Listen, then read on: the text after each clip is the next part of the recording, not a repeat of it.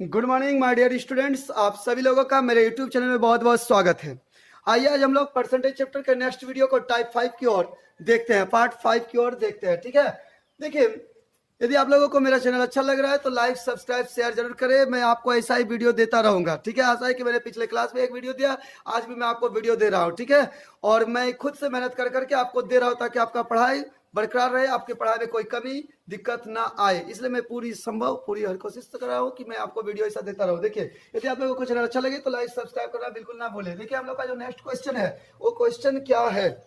हम लोग का जो नेक्स्ट क्वेश्चन है वो क्वेश्चन है कि नताशा ने अपने मासिक वेतन का 45% खरीदारी पर खर्च करने का निर्णय लिया। ठीक है, नताशा नाम के कोई एक जन है, एक व्यक्ति है जिन्होंने अपने मासिक वेतन का, अपने मंथली इनकम का 45% क्या निर्णय लिया, खरीदारी करने का निर्णय ले लिया। ठीक है, चलो ये तो हो गया।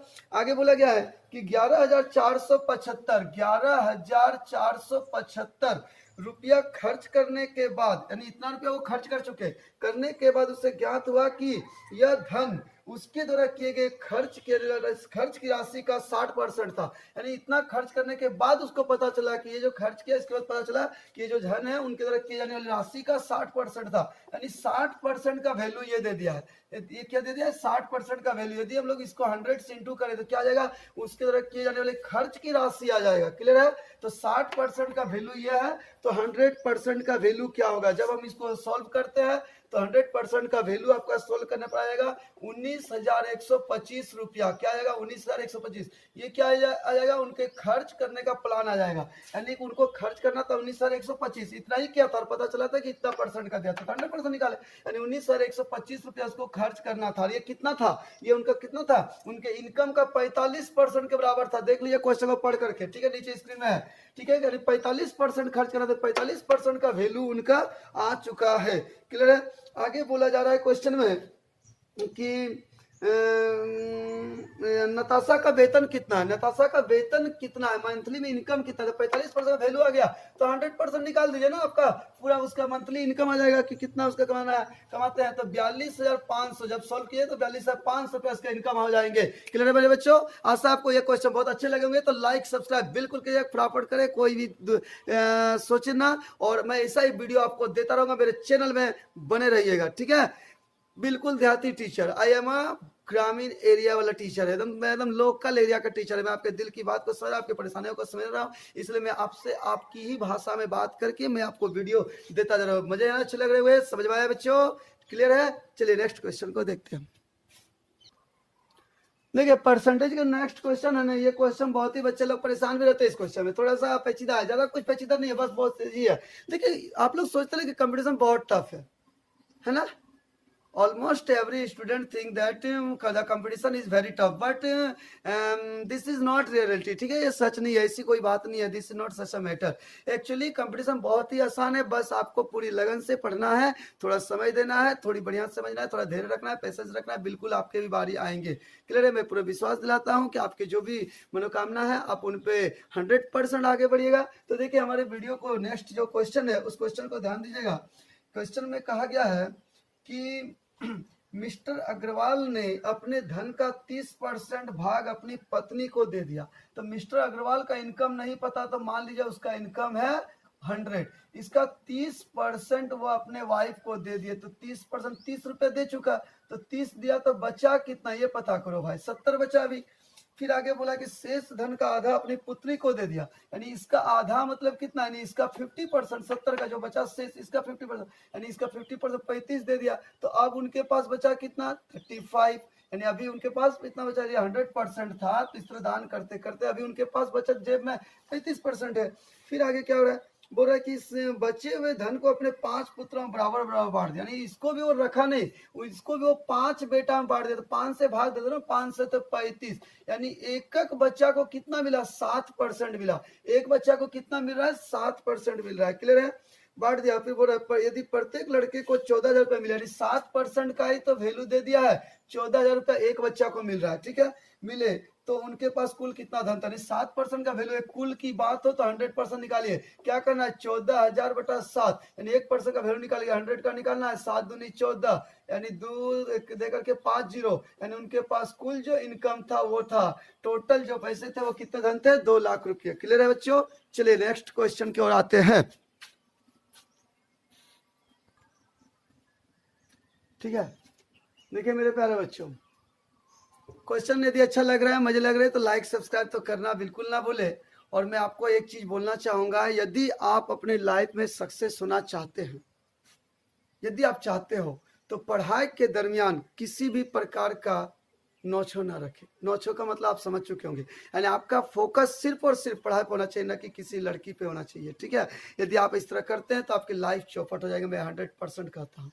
ठीक है, इसीलिए प्लीज आप अपने पूरा का पूरा समय, पूरा का पूरा ध्यान सिर्फ और सिर्फ बुक पे फोकस कीजिए और लाइफ सेट कीजिए। जब आपके जॉब हो जाएंगे ना, नौकरी हो जाएंगे ना, तो पता है ना, लाइन लग जाएगा। क्या होगा, लाइन लग जाएगा। ये 100% मैं आपको बोल रहा हूँ। ठीक है, जो आपके पीछे भी नहीं भाग रहे, वो दौड़ा फिरता भागता भागता आपके पास आएंगे और वो एक दिन अपने चीज पर पछताएंगे। जो आपको ठुकराए हैं वो भी बोलेंगे कि मैं अच्छी चीज को छोड़ दिया। इसलिए प्लीज अपनी मुकाम को हासिल कीजिए, कुछ भी हो जाए अपने मुकाम को हासिल कीजिए और अपने आप को दिखाइए कि मैं कहाँ पहुंच सकता हूँ। और ये सिर्फ हो सकता है आपके पढ़ने से। आपके पढ़ने से दुनिया मुट्ठी में हो सकती है।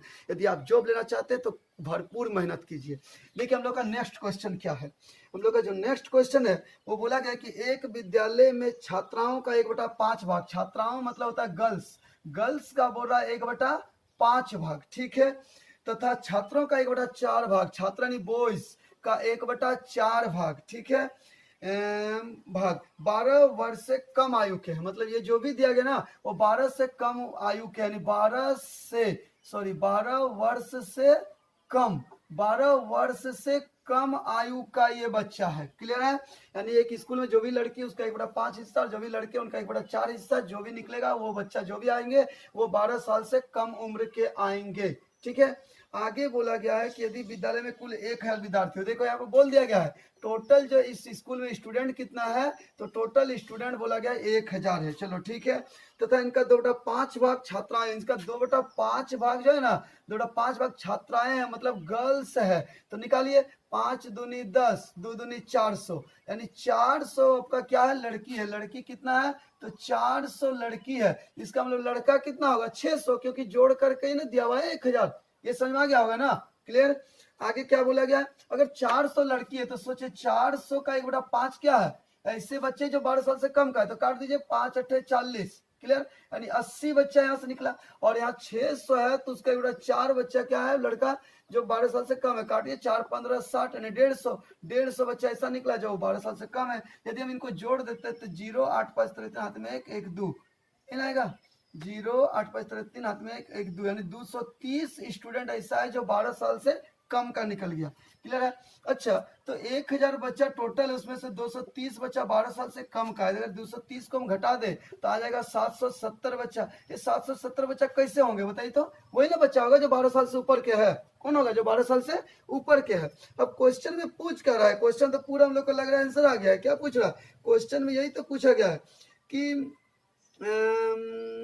तथा 5 17, ठीक है, बोला गया है कि 12 वर्ष तथा उससे अधिक आयु के कितने प्रतिशत विद्यार्थी है, उसके अधिक आयु के कितने, यानी 12 साल से ऊपर का बच्चा कितना परसेंट है। तो भाई 770 बच्चा 12 साल से ऊपर, तो कितना में है, कितना में, हमेशा टोटल पे लीजिए, टोटल कितना 100 में है, सॉरी 1000 में है, तो कितना परसेंट है, परसेंटेज मांग रहा है तो 100 से इंटू कीजिए, 0 0 कटेगा, यहाँ से 00 कट गया, 77/1, मतलब 77% बच्चे ऐसे हैं जो 12 साल से ऊपर का बच्चा है उस स्कूल में। ठीक है,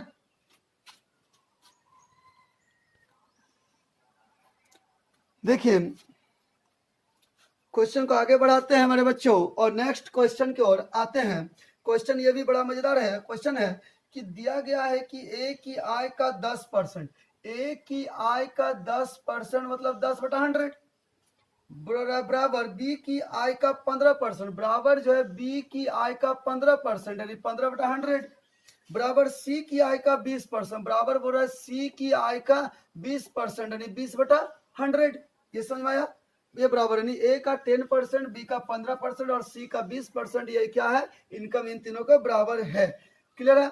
आगे क्वेश्चन में बोला गया है कि ए बी तथा सी की कुल आय का योग 78,000 रुपया, टोटल आय, टोटल जो इनकम दिया गया है ना, इनकम तीनों का इनकम वो दिया है 78,000 रुपया दिया हुआ है टोटल इनकम। तो बी की आय क्या है, इसका इनकम चाहिए, what is the income of B, यही आपसे मांग रहा है क्वेश्चन में, यही रिक्वायरमेंट है कि बी का इनकम क्या है। तो बच्चों कुछ नहीं करना, ये 100 नीचे काट दो ना, ऊपर देखो कट रहा है, 5 दूनी 10, 5 तिया 15 और 5 चौके 20, यानी क्या निकला, 2a is equal to 3b is equal to 4c, है नहीं निकला। अब यदि हमको पता है, यदि हमको रेशियो निकालना है ना, तो आपको हम बताए थे एक ट्रिक है, छुपा के, रेशियो प्रोपोर्शन चैप्टर को देख लीजिए, छुपा के निकाल दीजिए, आपका आ जाएगा। ठीक है, जैसे मान लीजिए ए का निकालना है, जब बराबर रहे तो आप छुपा के रेशियो निकाले, बड़ा आसान होता है। ए का निकालना है, छुपा दीजिए, 3 4 12, समझ में आ गया होगा। बी निकालना है, बी छुपा दीजिए, 2 चौके 8, गुना कर रहे हैं हम, ठीक है। और सी निकालना, सी छुपा दीजिए, तो 2 तिया 6, ये रेशियो आ गया। अब चाहेंगे तो छोटा और कर दीजिए, 2 तिया 6, 2 चौके 8, 2 छके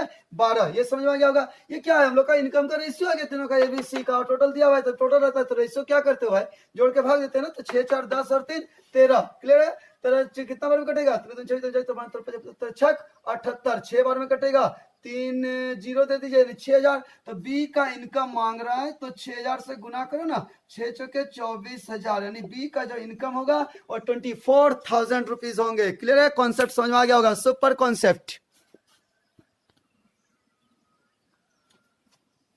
ठीक है, देखिए बच्चों, नेक्स्ट क्वेश्चन को हम लोग आते हैं, और हम लोग का जो नेक्स्ट क्वेश्चन है उस क्वेश्चन को भी हम लोग देख ही लेते हैं। ठीक है, क्वेश्चन में देखिए एक चीज और मैं समझाना चाहूंगा। सबसे पहले एक बात बताएं, यदि आप लाइफ में सक्सेस होना चाहते हैं ना, तो 3 4 चीज के पीछे तो बिल्कुल मत भागिए।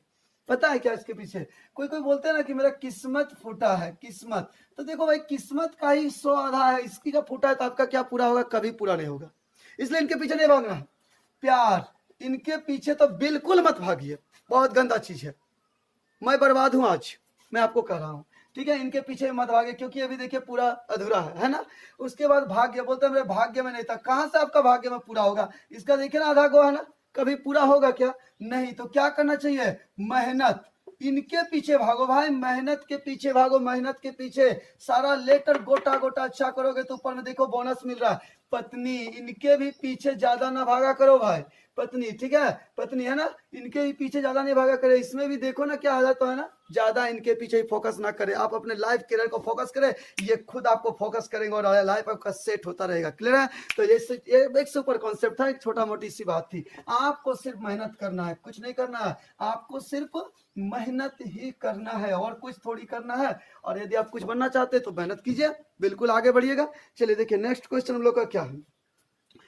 क्वेश्चन हम लोग का जो नेक्स्ट है वो बोला गया है कि एक कॉलेज के सभी छात्रों में से 12% छात्रों की रुचि खेलों में है। ठीक है, कॉलेज, उसमें जो भी बच्चा है उसका 12% बच्चों का जो रुचि है वो खेल में है, यानी गेम्स, खेल में 12% बच्चा रुचि लेते हैं। चलो ठीक है, आगे बोला कि कुल छात्रों के 10% की रुचि गायन में, यानी गायन मतलब सॉन्ग, ठीक है, सॉन्ग्स में जो है कितना है, 10% बच्चा इंटरेस्ट है किसमें, गाना गाने में।